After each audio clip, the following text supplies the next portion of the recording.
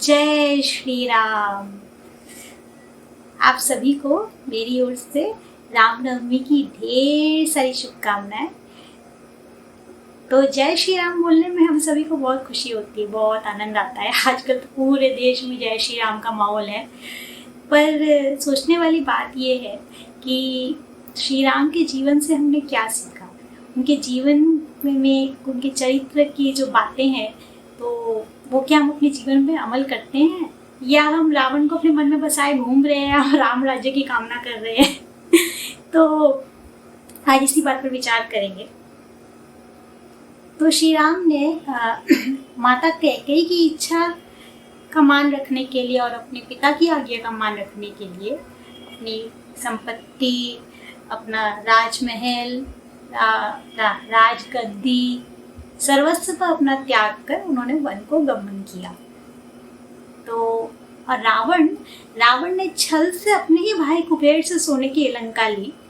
तो इन दोनों में हम क्या करते हैं आज के दिन में? हम किसी दूसरे की संपत्ति, दूसरे का अधिकार, आज की डेट में भी ऐसे कई लोग हैं जो दूसरे की संपत्ति पर अधिकार जमा के बहुत खुश महसूस करते हैं, बहुत प्रसन्नता महसूस होती है उन्हें। और अगर हम दूसरे की संपत्ति पर अधिकार नहीं जमाते हैं तो भी जाने अनजाने में हम रावण ही हो रहे हैं, क्योंकि किसी से 1 रुपए का काम हम 50 पैसे में कराना चाहते हैं, उसको पूरा घिस कर, पूरा निचोड़ के फिर हमें खुशी मिलती है। तो हम रावण हैं कि हम राम हैं? तो रावण जो था वो ज्ञानी था पर अहंकारी था, उसके अहंकार की कोई सीमा नहीं थी। पर श्री राम जो थे उनमें ज्ञान तो बहुत था पर उनमें अहंकार बिल्कुल नहीं था। वो महाज्ञानी थे पर अहंकारी नहीं थे। उन्होंने कभी किसी को अपने से छोटा नहीं समझा। तो हम क्या हैं? हम रावण हैं कि हम राम हैं? हम जब किसी को अपने से छोटा समझते हैं, चाहे वो हमारी मेड हो, चाहे वो हमारा पियोन हो, या फिर कोई हमसे कम सैलरी इसको मिलती हो, हम उसको अपने से छोटा समझते हैं, या फिर क्या बोलूँ मैं, मतलब ऐसे माहौल में हम कौन होते हैं किसी को छोटा बड़ा कहने वाले, जब हमारे पूर्वज जो है वही जो है या ऐसी कोई रीत स्थापित नहीं करके गए हैं, तो हम कौन है बोलने वाले कि कौन छोटा है कौन बड़ा है? ये हमारा अहंकार ही तो है कि पैसे के दम पर हम बोलते हैं कि नहीं, हम तो मिडिल क्लास हैं, आप लोअर मिडिल क्लास हो, आप लेबर क्लास हो, आप अपर क्लास हो। तो हम रावण हैं कि हम राम हैं? सोचने वाली बात है, सोच के देखिए। श्री राम जात पात पर विश्वास नहीं करते थे। इसका सबसे बड़ा प्रमाण यही है कि निषाद राज और श्री राम में अच्छी मित्रता थी। इससे ये भी साबित होता है कि उस समय की जो व्यवस्था थी उसमें शूद्रों को क्षत्रियों के साथ उठने बैठने की अनुमति थी, क्योंकि श्री राम और निषाद राज एक ही गुरुकुल में पढ़े हुए थे। तो हमने तो ऐसी जाति व्यवस्था बना दी है, हमारी जो 4 भागों में जो हमारी जातियाँ बटी हुई थी हमारे पूर्वजों द्वारा, उसको तो हम मानते ही नहीं है। हम तो कुछ और ही हमने व्यवस्था बना दी है, जिसमें मारवाड़ी है, गुजराती है, मराठी है, बंगाली है, और भी पता नहीं कौन सी जातियाँ, नई जातियाँ आ गई है लैंग्वेज के नाम पर, मतलब जगह के नाम पर। तो इसके हिसाब से हमने खुद को बांट दिया है। तो श्री राम ने तो कभी नहीं कहा कि ये मैं बिहारी हूँ, या फिर मैं यूपी का हूँ, या मैं यहाँ का हूँ, मैं वहाँ का हूँ। तो हम कौन होते हैं जातियों में खुद को बांटने वाले? श्री राम के जीवन की सबसे ज़रूरी बात, जो चरित्र की सबसे ज़रूरी बात है, जो मुझे बहुत अच्छी लगती है, कि उन्होंने माता सीता को सिंहासन पर बराबर का स्थान दिया। एक ही सिंहासन पर दोनों बैठते थे। तो आज के ज़माने में तो मतलब रावण ने तो स्त्री को वो अधिकार दिया ही नहीं। शायद उन्होंने मंदोदरी को भी वो अधिकार नहीं दिया था। तो और माता सीता को तो अपने बलपूर्वक वो हासिल करना चाहते थे। तो इसी से प्रमाणित होता है कि उनकी नज़रों में स्त्री का क्या सम्मान था। तो हम यहाँ रावण हैं कि हम राम हैं? तो ये बात मैं इसलिए कह रही हूँ कि आज के ज़माने में ऐसे कई पुरुष हैं हमारे, जो कि जब हस्बैंड वाइफ पति पत्नी दोनों काम करते हैं तो पति महाशय तो ऑफिस से आके गद्दे पर विराजमान हो जाते हैं, टीवी चालू कर देते हैं, और पत्नियां जो है वो बेचारी ऑफिस से आके, मतलब पतियों को शायद लगता है कि पत्नी का शरीर लोहे का बना हुआ है, तो सुबह सारा काम करके जाएगी, ऑफिस में काम करेगी, फिर वापस आके रोटियां सेकेगी, घर का जो बचा हुआ काम है वो करेगी। थकान सिर्फ उन्हीं को होती है, पत्नियों को कोई थकान नहीं होती। तो ये शायद ये जो भेदभाव है वो शायद इसलिए है कि वो स्वयं को पत्नियों से ऊपर गिनते हैं। तो आप रावण हैं कि आप राम हैं?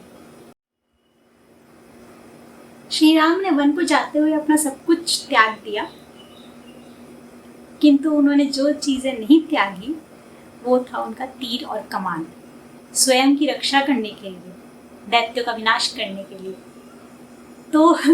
तो फिर हम क्यों एक गाल पे थप्पड़ खा के दूसरा गाल आगे कर दे? मतलब आओ मुझे, हमें मारो, हमने कौन सी शस्त्र विद्या ली है? मतलब स्वयं की रक्षा करने में भी कोई पाप है क्या? तो हम सभी को इसी बात पे ध्यान देना चाहिए कि स्वयं की रक्षा करने में कोई पाप नहीं है। मॉब लिंचिंग होती है, सब कुछ होता है, तो उस टाइम जो है मुझे ऐसा लगता है कि अगर मॉब लिंचिंग तो चलो बलपूर्वक बहुत सारे लोग जब एक आदमी पर सवार हो जाते हैं तो उसको मॉब लिंचिंग कहते हैं, लेकिन ऐसी भी घटनाएं हमारे देश में होती है जो कि जिसमें निहत्थे लोगों पर वार किया जाता है, तो चाकू गोद दिया, ये कर दिया, वो कर दिया। तो उस टाइम मुझे लगता है कि शस्त्र विद्या का अधिकार जो है वो सभी को होना चाहिए।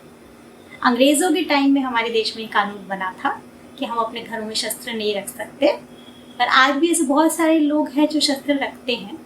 तो शस्त्र जो है, शस्त्र विद्या जो है, अगर नहीं हो तो किसी के पास भी नहीं हो, और हो तो सभी के पास हो। यहाँ मैं एक और बात कहना चाहूँगी। कई लोगों का मानना है कि श्री राम ने अपनी पत्नी को गर्भावस्था में महल से निकाल दिया।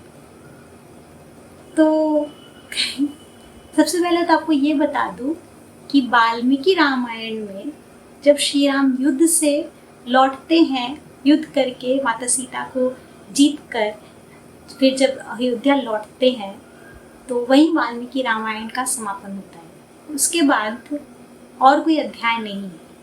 तुलसीदास जी की रामायण में इस बात का जिक्र है जिसमें माता सीता महल छोड़ के वन को चली जाती है।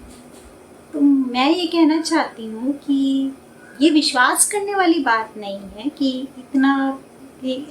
ऐसा व्यक्ति जो कि जिसने अपनी स्त्री के सम्मान के लिए इतना बड़ा युद्ध किया, उसने उसी स्त्री को निकाल दिया।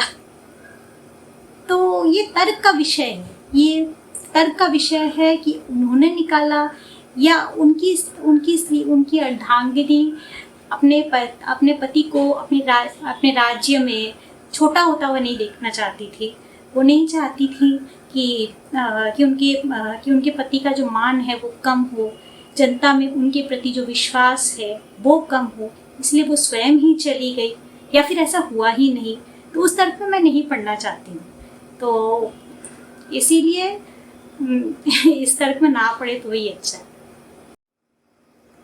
तो मेरे प्यारे दोस्तों, रावण को मन में रख के राम राज्य कैसे स्थापित होगा? तो पहले अपने मन से रावण को निकालिए, श्री राम को जगह दीजिए, उनके चरित्र की अहम बातों को जगह दीजिए, उसे अपने जीवन में अमल कीजिए, तभी तो राम राज्य स्थापित होगा। तो इसकी शुरुआत कहाँ से होगी? इसकी शुरुआत होगी आज से। कैसे? तो आप भी वही कीजिए जो मैंने किया। आज किसी एक इंसान का भला कर दीजिए। मैं ये नहीं कह रही कि आप उसका भला सिर्फ पैसे से ही कर सकते हैं, आप किसी ज़रूरतमंद की पैसे से मदद कर सकते हैं, और किसी का साथ अपने शरीर से निभा सकते हैं, वो भी एक मदद है।